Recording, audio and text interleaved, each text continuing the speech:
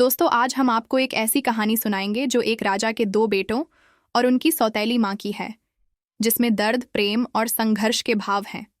किसी राज्य में एक बादशाह था, जिसकी पहली पत्नी से दो बेटे थे। उसकी पहली रानी की मृत्यु के बाद बादशाह ने दूसरी शादी की। दूसरी रानी यानी सौतेली माँ राजकुमारों से बेहद प्रेम करती थी, लेकिन समाज और महल के लोग हमेशा उनके इस रिश्ते को शक की निगाह से देखते थे। राजकुमारों की सौतेली माँ उन पर अपना स्नेह लुटाती थी और उनकी हर जरूरत का ध्यान रखती थी, लेकिन महल के कुछ षड्यंत्रकारी लोग इस बात को बर्दाश्त नहीं कर पाए। उन्होंने राजा के कान भरने शुरू कर दिए कि सौतेली माँ राजकुमारों से नफरत करती है और उन्हें नुकसान पहुंचाना चाहती है। राजा को भी धीरे धीरे इन बातों पर विश्वास होने लगा और उसने राजकुमारों को एक मुश्किल काम पर भेजने का निर्णय लिया, ताकि उनके धैर्य और साहस की परीक्षा हो सके।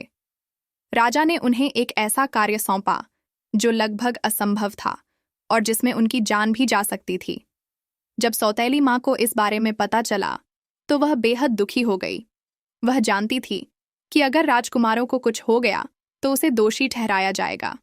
उसने राजकुमारों को यह काम न करने की सलाह दी, लेकिन राजकुमारों ने अपनी माँ का सम्मान करते हुए काम पर जाने का निर्णय लिया। सौतेली माँ ने अपने सोने के गहने बेचकर राजकुमारों के लिए जरूरी सामान और कुछ जादुई चीजें तैयार करवाईं, ताकि वे उस कठिन काम को सफलतापूर्वक पूरा कर सकें। राजकुमारों ने कठिन यात्रा की और सभी चुनौतियों का सामना करते हुए काम को पूरा किया। जब वे महल लौटे तो राजा ने उनके साहस की तारीफ की और उन्हें पुरस्कार दिया, लेकिन सौतेली माँ की भूमिका को नजरअंदाज कर दिया।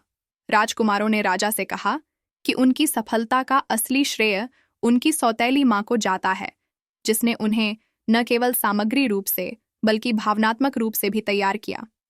राजा को अपनी गलती का एहसास हुआ और उसने अपनी दूसरी पत्नी से माफी मांगी।